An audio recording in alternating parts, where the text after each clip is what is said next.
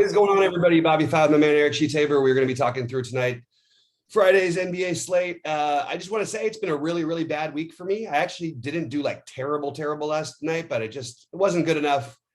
I'm ready to turn it around. Hopefully, end the week strong because it's been a rough week. Sheets, how about you? Anything last night? And yeah, so once again, I had back-to-back takedowns in that same GPP on in tennis, cashing for a crisp 1250, which made up for about 50% of my NBA losses.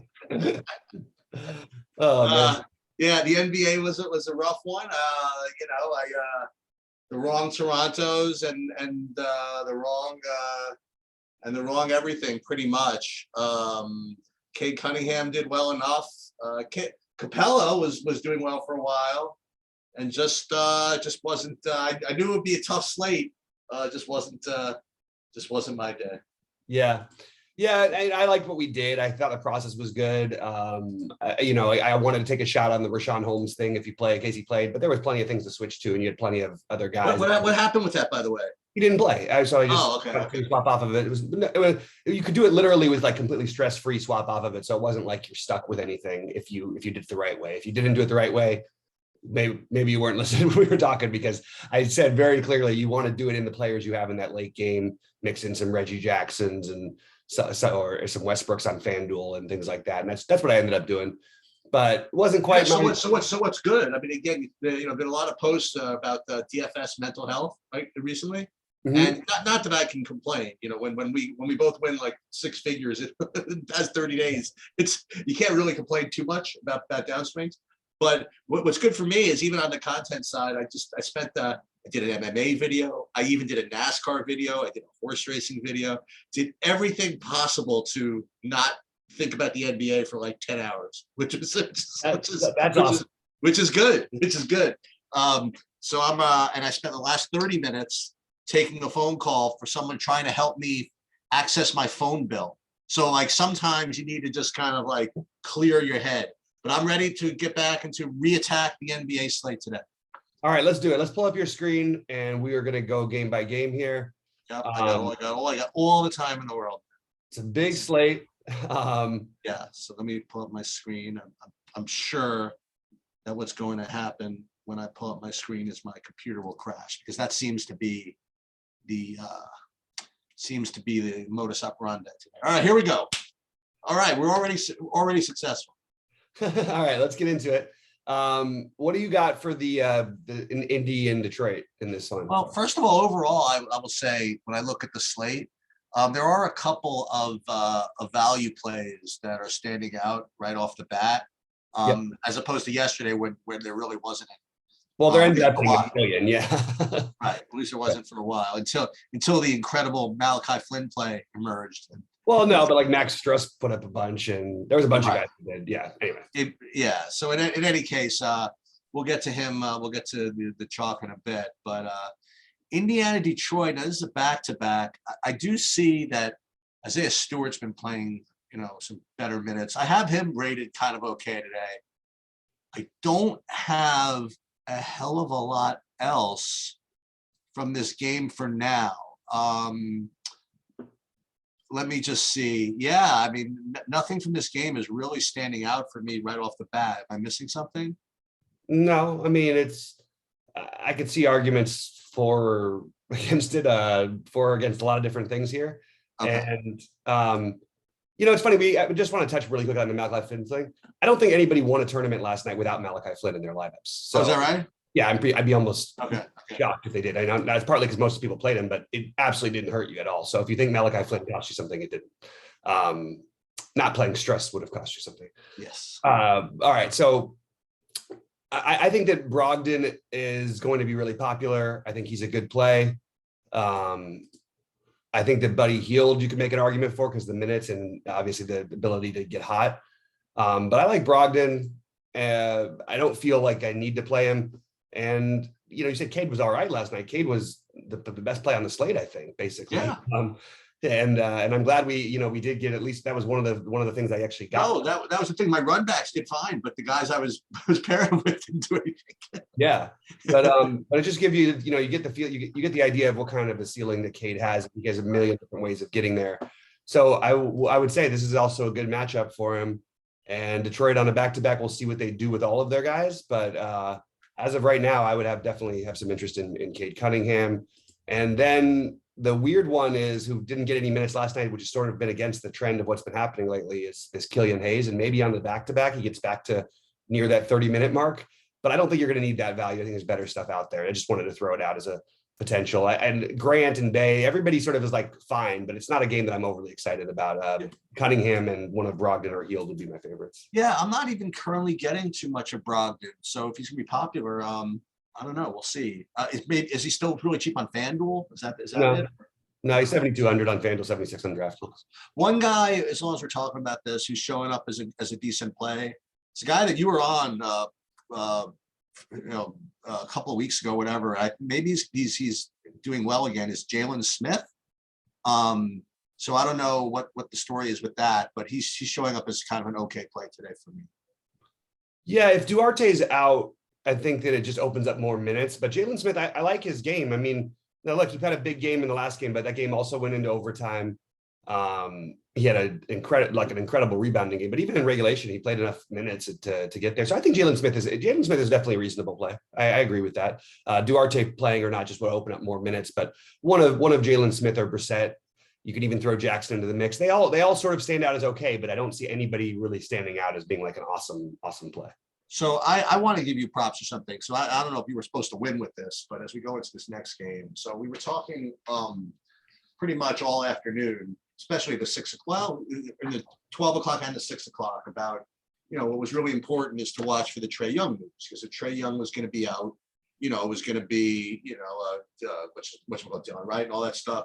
And I was just saying, he missed shoot around, like the whole thing, and he's got an ankle, and no fewer than 5 different times you said to me, it's like, if he plays, he's like a freaking ridiculously awesome tournament player, right? And those are not the guys I like to play. I hate playing guys with ankles. I hate playing guys with injuries. But right up and even when wasn't exactly sure if he's going to play, just watch this, because he's like a perfect tournament play. And he ended up freaking smashing it, 0% ownership last night. So I want to give you props for that. Whether he plays at all on a back-to-back is interesting. But I guess you can't deny that dynamic, like that questionable guy, that if you're not sure if he's playing, and then when he does come and play, he's not always going to smash, but he's always going to be low. I mean, every single time. And when you have a guy who is like Trae Young, that has just these, I wouldn't say random ceilings, but has these ceilings in his back pocket. Whenever you have a guy like that who's really low owned, for whatever reason, you're just going to have to try to play it. Mm-hmm. Yeah, I agree. The only issue with last night was there was other guys like that too. That's not why I didn't put as much.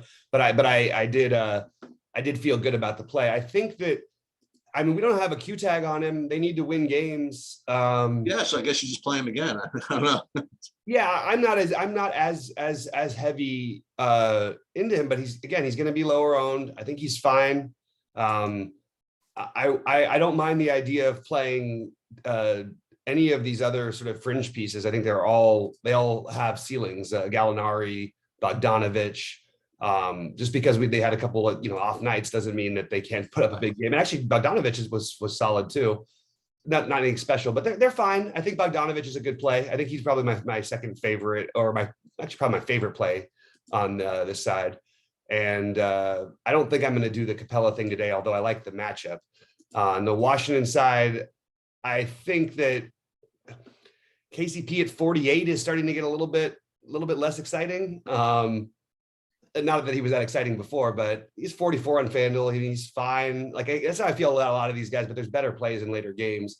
And Kuzma is certainly in play just because we know the ceiling is there, but 9,400 is definitely a little bit steep. So not overly interested on the Washington side. Guys like Kispert are going to show up as being okay plays. I think that's reasonable. Gafford, reasonable. I just don't feel like any of these guys are in must play territory or anywhere close to it. So I don't know, maybe not quite as interested in this game either. I currently have Gafford is approaching 6x, which is really not that big of a deal at 4,100. It's nice though, yeah. It's fine, I guess. But like you said, nothing's really. You didn't play any minutes in a close game, basically the entire down the stretch. I know. And that's probably going to continue to be more. I mean, I don't think that's necessarily an aberration. Like it could go in his favor, or it could easily be Thomas Bryant. And I don't know. You could just try. It's hard to pick. Hard to know on a given night which one that might be. Rui also steals some of the center minutes. I know he hasn't had a game recently, but they just have a bunch of these guys, and it's sort of like, trying to play the guessing game of how it works out. And I would say that maybe the clever thing to do is to, because Gafford's going to be so popular, I actually kind of like Gafford. I mean, he's fine, but why not just take the other side of it and play the Thomas Bryant? These are the two teams that are sort of fighting to try and get in the play-in game. I don't know. I think it's kind of interesting as a pivot. He outperformed him last time, and he's cheaper, and he's actually, I don't know. So I think it's kind of an interesting play instead, but it's a lot of fringy plays. I feel like on this, I just feel like meh about, but I would say Gafford or Bryant. I think Bryant is actually just a really clever large field play.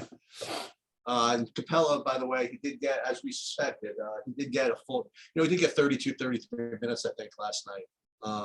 It's actually off to a really, really nice start, actually. And just kind of give it away. Kind of fizzled away. But Jang is 3K flat. Just hunting around. There's just better value later, but figure I'd throw him out there.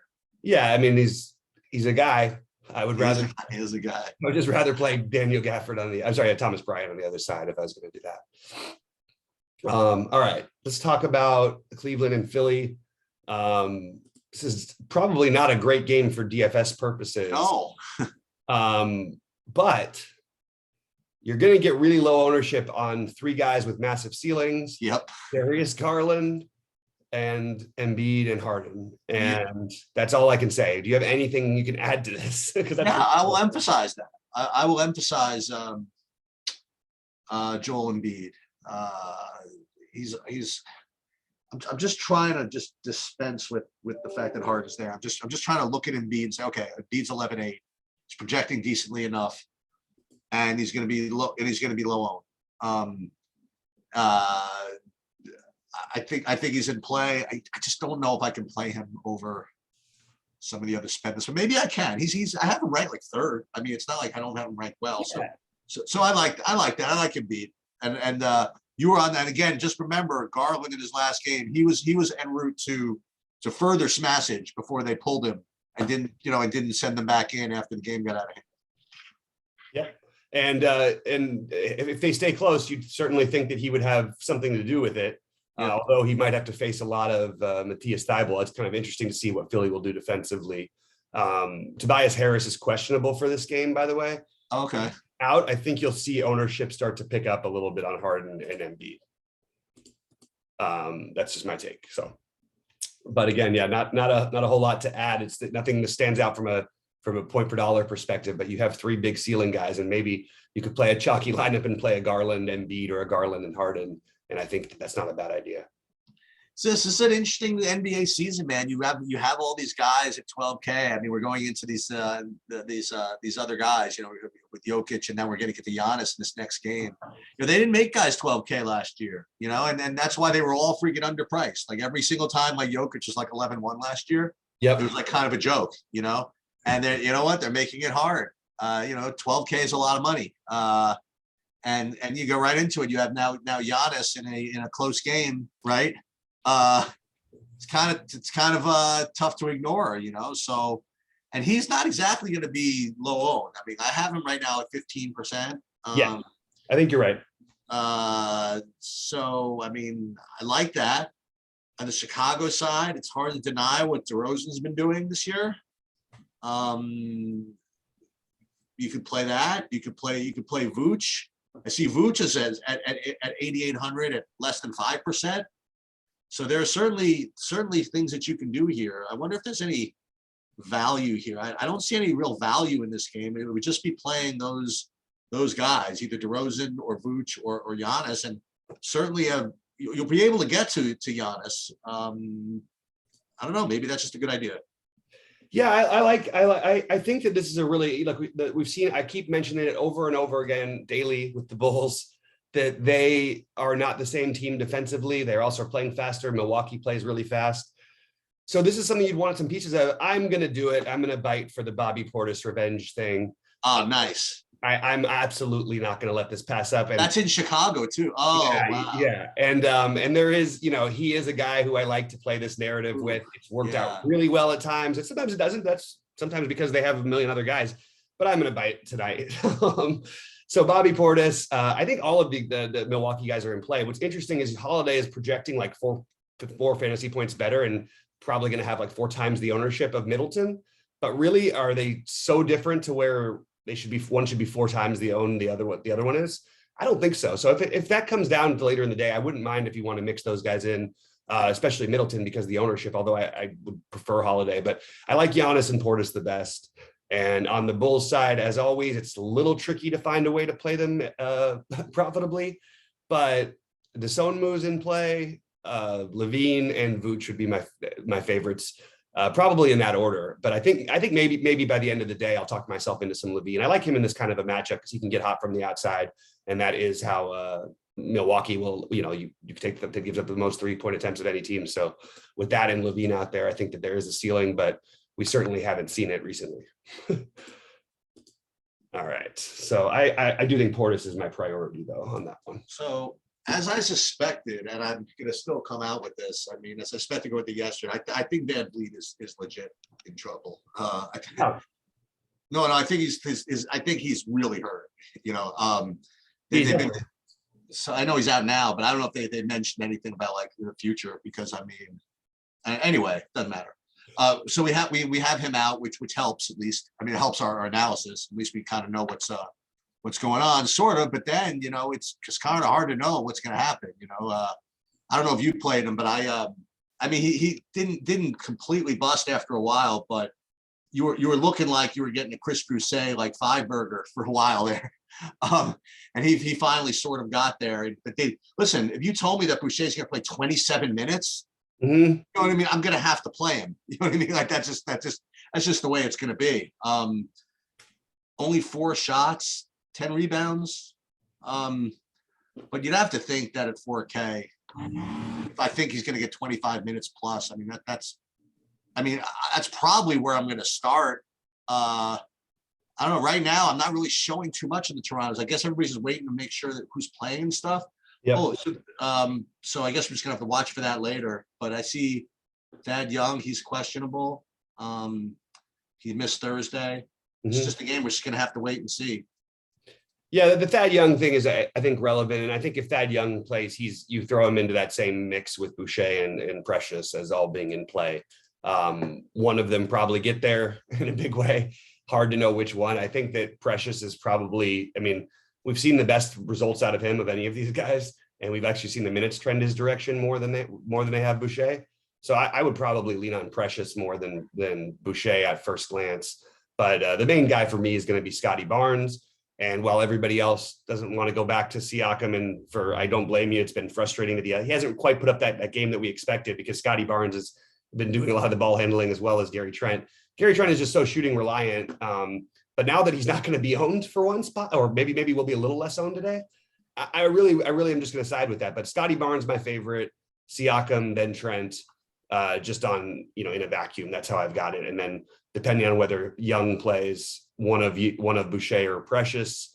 But I think that if Young plays, he's probably my favorite of those 3.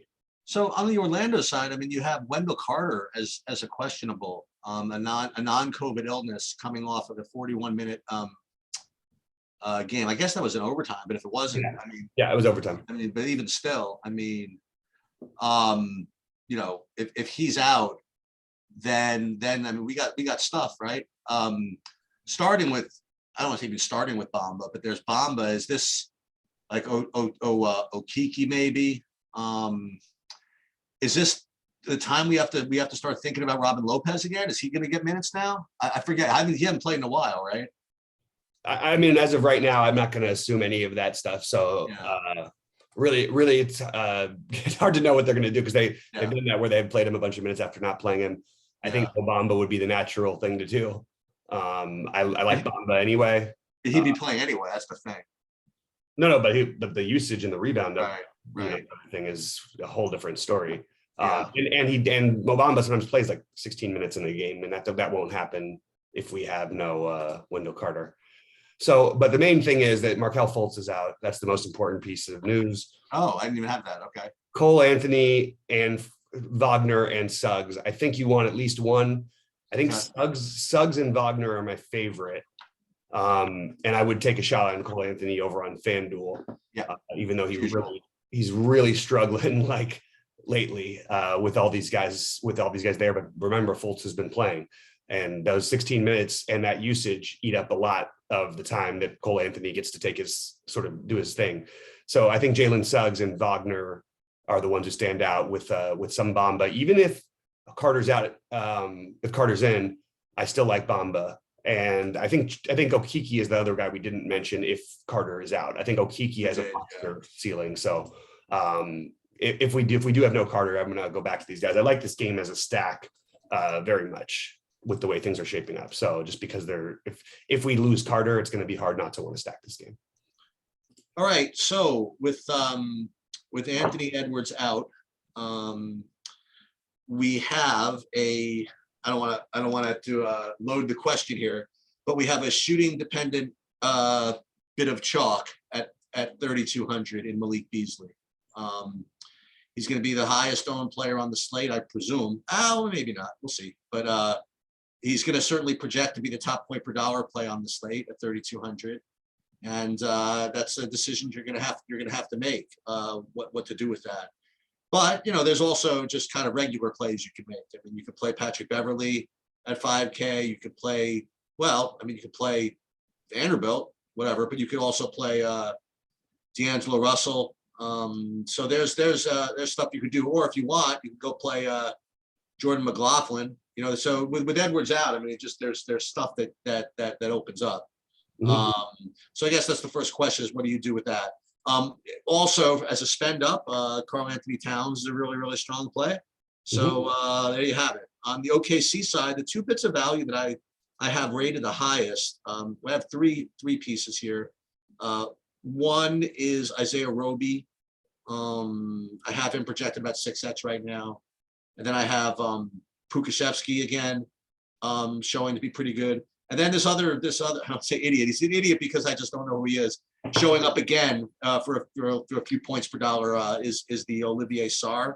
I don't know exactly what he did. I think he must have had like 14 minutes or something and didn't do that well against Jokic. But I'm just telling you what I have.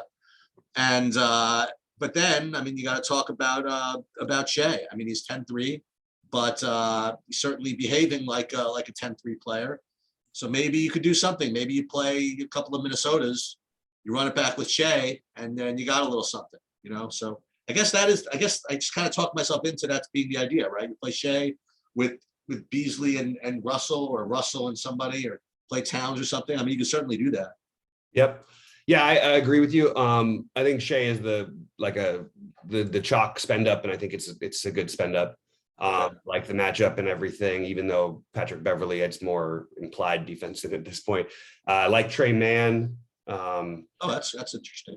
I like, so I would say one of Mann or Poku. I probably wouldn't play those two guys together because they sort of get the secondary usage behind Shea. And then Isaiah Roby had the monster game and was just like basically perfect. What was he made? Well, I guess he missed his last three, but he made 4 out of his first 4 threes. He had 5 assists. He had 2 steals and 2 blocks. It feels chasey a little bit, but he has been over 30 in 3 of the last 5. I think it's really, really an interesting spot to maybe take a shot at him. The problem is these guys are all going to have some ownership. So just keep that stuff in mind. But I think when you run it back, I'm sort of surprised by no one having interest or the projection systems not liking D'Angelo Russell more. I think I was curious about that myself, actually. Yeah. I would say, Russell and Cat are in great spots here, though. I'm going to take shots on Malik Beasley, but I'm certainly not going to lock this guy in. At least that's the plan. And I like Patrick Beverley. In order, I would go Towns, Russell, Beverley, Beasley Beverly. I don't know. It depends on how, if you need the real savings. I do think that it's, Beasley's legitimately in play, but these other guys like Jared Vanderbilt being questionable is a pretty big deal because Jaden McDaniels has not been a great fantasy point per minute producer. But if you take away Edwards and Vanderbilt, then things change a lot. And we're assuming Beasley's going to play the minutes. We don't know. I mean, he might, if Beasley's really only going to play 25 minutes, he could put up like 15 fantasy points, no problem. And that's not what you want. Jaden McDaniels is sort of an interesting pivot off of Beasley chalk because he could potentially get run with the units that they're counting on Beasley getting run with. So especially if Vanderbilt's out, I think we're going to take a look at Jaden McDaniels. So this is game stack number 2 for me. I like this one quite a bit too. You want to start off Utah and New Orleans? Yeah, I'll tell you who's really a good fantasy guy. It's I guess for me, and we talk about this from time to time, not as much this year, about guys that just typically do well for us and do poorly for us, like individually. I always seem to get it right when I play or don't play Donovan Mitchell. Whenever I seem to play him, he always seems to have a good game. Now, again, that doesn't mean anything really, but just figured I'd bring that up because I actually really do like him today. I like him. Gobert, I guess, is okay also, but I really want to start with Donovan Mitchell. I really like that today. And then on New Orleans, do I want to try this again? I mean, do I want to try CJ McCollum again? Maybe. So maybe I'll try that. Maybe I'll try McCollum and Mitchell.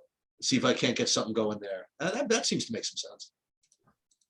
Yeah, I have more interest here in Jovel and Ingram a little bit personally. Okay. But I don't love either of them. I do think the matchup with Gobert gets people, like, you're going to have 0 people playing Jovel tonight, and it's actually not as bad as you think it is, the matchup, or as bad as people think it is. We talk about that a lot, about Gobert's defense, how he's a great defender. Misanalyzed it is. Yeah, because there's not really traditional post big. So against Right. all but like 4 teams in the league, all he has to do is be a great help side defender, Right. and rebound. And that's what he's great at. But he doesn't, it's not like you're putting up, he's going up against Joel Embiid and like stopping him. Like, you know what I mean? It'd be interesting to see how great of a defender the same exact player, and I'm sure he would have been great in a different way, would have been though in 1994 when everybody, against Akeem and Shaq and David Robinson and all that. Right. We just don't, the league just is different now. I don't think I'm going to get overly invested in this game. I think Donovan Mitchell is probably my favorite piece in this game. I think you can make an argument for a long shot Jordan Clarkson play, but I don't really want to go crazy. It's probably worth noting these 2 teams have both been on fire, especially Utah's red hot right now. So it's a good real game, but I'm not finding it overly exciting for DFS purposes. I just think it's interesting that New Orleans guys, everybody wanted to play all these guys in all these other matchups, and Utah is not the same defensive team that like they get credit for. They're fine. Look what Houston just put on them. I don't know. I feel like everybody on New Orleans is in play because of the ownership, but it's really just an ownership play. And Donovan Mitchell, it's fine, but I'm not like overly excited about it. Denver is coming off a miserable home loss to Oklahoma City. Did they really miss all? Like at one point, I think they were 0 for 23 from 3-point range. Something. I mean, that was just that's really bad. You know what that means? That means bad news for Houston coming in. So what that does is it doesn't really affect my assessment of Jokic, and I still like Jokic one way or the other. I mean, I think he's going to get 60 fantasy points regardless of whether he plays 3/4 or 3.5. And I do like him as the top play on the slate. If that means anything at 12-6, right? I mean, you have to find a way to play him. But you tell me who's going to score the most fantasy points on the slate. It's going to be Jokic. And I don't really get into too much on Houston. Christian Wood obviously had a good game in overtime, whatever. But I'm not gonna rely on that again. So I don't know. For me, if I can get Jokic in lineups, I'll do it. But it's not too exciting of a game for me. I agree. From a fantasy perspective, this is not a very exciting game. If you do play Jokic, you might want to consider a run back just because it probably means Kevin Porter Jr. or Christian Wood, or maybe even Jalen Green are having a big day. If you do want to play the blowout angle, which I don't really mind in this game, because I think it could get kind of ugly, but even still, there's always a route for Sengun to put up a big game. You know what I mean? I thought you were going to go with Cousins. Well, I could make the argument for Cousins too, but Okay. Sengun is like he's a much better version of Cousins who actually plays minutes. Right. So they're somewhat similar. Now nobody's going to have the usage that the Cousins gets. That's just doesn't happen. You know what I mean? Like it's crazy. But I do think Sengun and maybe you could even be really, really out there and run a Sengun and Cousins lineup at combined, I don't know, 1/100% of people are going to have that exact combination probably. I think it's kind of interesting. I could see it happening, but everybody sort of rates as medium for me on Houston. And I am going to force Jokic in because I don't believe people are going to play him. And like you said, he could have 80 fantasy points here and he could probably do it in 3.5 quarters. So I don't think that I'm going to be I'm scared away that it is going to be a blowout, but I'm not going to allow it to not let me play the guy who very likely will be the highest scoring player on the slate at very low ownership. So I'm just going to, about a little later on in the afternoon, I was going to, I'm not going to be around for live today. I was going to take Stacy out. We're going to do something, early afternoon. And then I was saying, well, I want to get back at least in time to put some lineups in or whatever. And as I'm going through the slate, I'm thinking, why am I even rushing to get home at 6:30 when I could just play this freaking Knicks Phoenix game? Why I could just forget about everything I just said and then just make up a reason why I just want to stack the Phoenix Knicks game. So what I would do if I wanted to do that, it's kind of like the Stacy stack, right? is I would say, okay, I could play Cameron Payne again. I could or could not play Landry Shamet. Probably not. I don't want to play that. But I could play DeAndre Ayton. I could take my pick between Cam Johnson, Crowder, the other guy, Phil Bridges, and then I could just play Randall and Barrett and just kind of wait around and hang out and just watch the game. I mean, I really feel that. We've talked through some of these games, and yeah, there are a couple of interesting stack games, like the Shea Minnesota game's okay. But I don't know. I mean, I could certainly make a case for just saying, I'll just root against all the big T lineups. I'll just sit here and wait, and I'll play all this Phoenix value that really hasn't gone up that much in price, and play and just hope that Randall and Barrett's been sneaky. He's been doing better. And maybe just play those guys and just see what happens. So I might actually consider doing it. Yeah, this is. I mean, look, it's kind of interesting because the Knicks are like a little slower team and everything. You're going to get ownership on Ayton. You're going to get ownership on Shamet and Payne. And I like those guys. I think Shamet has the best bust path of all of those guys. Yeah, but I don't mind if you want to mix in Aaron Holiday. And what I really don't mind. Is why are no people or why are the projection systems and why are what I don't know what's up with the minutes. I don't care whether they're starting or not. One of Cam Johnson, Jay Crowder, or Mikal Bridges is going to have a big game, probably two of them. And they're all projecting to a point where I don't think any of them are going to be owned right now. So I think you want to make sure to get at least one of those guys in your lineups. So one of the only things I did well the other day was in Phoenix Value Part 1. Was I got a lot of Jay Crowder and nobody played. He was like 10% owned in that game. And like you said, I mean, all these guys, I mean, listen, people don't realize with how much usage Booker and Paul eat up. You know what I mean? Like with them out, all these guys can eat. And they're not all going to, but this is the path for any of them. I mean, Ayton seems to be the safe. Well, Payne, obviously, but Payne and Ayton seem like the safest. But any of those guys mentioned, Cam Johnson. Oh, you got to hold on. I got to pause this. Sorry. Okay.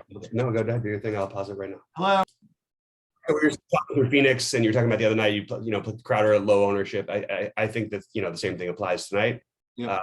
What did you have on the Knicks side in this one? I'll play the good player. I'll play Randall and Barrett. Yeah, I think I think both those guys are a little bit more interesting, especially Rand. I don't think Randall's going to get ownership. I think Barrett's going to get a pretty healthy bit of ownership. He's been really, really, really good. Maybe making that leap like we were talking about last week. We have 4 out of the last 5 out of the last 6 over 40. This matchup is not as difficult without Paul and Booker out there. Yep. Even though there is some tough spots, Mikal Bridges is certainly no slouch. I don't mind a little bit of Alec Burks. If you're going to sprinkle him in some places, I think you're going to do it on FanDuel because I think his price is at 4,600 pretty reasonable. But yeah, I agree that this is, Randall Barrett. I think Barrett's shot 20 shots for the last 5 games. Yeah, I mean, I'm with you, man. I think that's a good spot. And also his assist rate's really good too. So one of here, Randall, I don't like the idea of ever playing those guys together. They tend to eat into each other unless the matchup is like great. And this is not like a great matchup. I think it's interesting that Phoenix is a 6.5 point favorite here. And I don't know, man. It's something about the thing. I understand they beat the hell out of Portland, but that was Portland who's just playing with like a G League group, basically. The Knicks are not the same Knicks as they were last year, but they're not like Portland bad. And it doesn't feel like this should be this big of a spread. I don't know. It feels like a little crazy to me. So I like RJ Barrett had 46 real life points against the Heat. Yep. I mean, we have whole teams that don't score 46 points. It's true. No, fair point. Yeah, I like this. I think that in order, like Payne, Shamet, Ayton, and then do we really need to play? I mean, do I really need to play Shamet? No. Okay. No, his minutes projection is kind of alarmingly high. I don't know if I'm just going to buy into that. He's going to average out to 29 minutes here. Aaron Holiday could easily be Aaron Holiday as the lone pivot, but I'm already going to be playing one of Crowder, Bridges, or Johnson. And I'm just going to say, I don't know what Cam Johnson's assist prop is yet because they don't have it where I'm looking right now. Oh, right. He has hit this number. He's missed it only one time in his last 7 games, and that includes most of those had Paul and or Booker. So if it's 2.5 again, even if it's 3.5, I think you want to bet that over as a very, very easy, safe bet. And I really like those guys. I just think it's really it's crazy to me that no one is going to play them with, somebody's going to have to make up for this usage, and it can't all be just campaign. DeAndre Ayton's really good, but he's got the toughest matchup of anybody. Right. Really good against bigs. So I don't know. I really want 2 to 3 Phoenix guys again. And if I'm gonna do a stack, I don't mind going with a 4-1 stack for Phoenix here. It's also allows you to maybe make some switches you might want to make later on if we get some different news that maybe we're not anticipating yet. So I like that. So I'm gonna try the Stacy stack. See what happens. Okay, see what happens while you're doing it. While you're doing that, really quick, I'm gonna run through my favorite plays: Shea, Malik Beasley, Bobby Portis, Scotty Barnes. That whole Toronto. The 3 games that I'm stacking are Toronto, Orlando. I'm interested in stacking Minnesota, OKC, Phoenix, and the Knicks. But I'm just less interested in the Knicks side, unfortunately. But those would be the games. But just because you can get 3 or 4 pieces from each side of every one of them. Mo Bamba, one of Suggs, Wagner, Bamba or Anthony, actually, instead of putting Man or Poku, Russell or Cat, Beverly or McDaniels, Jokic, depending on what how we feel about that game. One of Johnson, Crowder, or Bridges. These are just the priorities. Shamet, Payne, or Holiday, and those are the priorities for me on FanDuel. A couple of different prices: Cole Anthony, Pascal Siakam, Cat's price over there is hard to resist in Alec Burks. All right. I'm not going to be around for live, but you're going to see me all over the place this weekend, just posting all kinds of different sports, all kinds of stuff. And unfortunately, you're probably going to be seeing a lot of Showdown slate postings from the golf for me because my regular classic slates are not doing so well. So you'll see Showdown slates posted. Hopefully you're doing better at golf than I am, as they like to say. Couldn't be doing worse. So let's see how that goes. As I've been saying, you have anything good going on? As I've been saying all morning, the cut line is going to move to +3, and it was when I said it at first, it was at 1.2%. I was telling Kenny this earlier today, and sure enough, it's now 41% at +3 because everybody's just having a horrible day in this win, pretty much. So it's hard to know if I'm doing good because if +3 gets there, I've got guys like Fleetwood who are in the clubhouse at +3. That I could, I'll get my 6 of 6s through. And I've got other 6 of 6s that I've got everybody even or better. but we'll have to see how the rest of the day plays for them. Unfortunately, my 555, which was looking like everybody was going to get through pretty easily, Svensson then bogeyed, I think, 7 of 8 holes to go from -2 to +5 real quick. Yeah, in my 555, I'm 5 for 6 with everybody under par except for Seamus Power +8. So yeah, that's rough one. I don't think it's going to get to +8, unfortunately. Oh, that's too bad. Yeah. Just tough to get there. Anyway, all right, man. Well, good luck to you. Have a great weekend, and good luck to everybody else out there. I will see you live at 5:45 Eastern time. All right, later.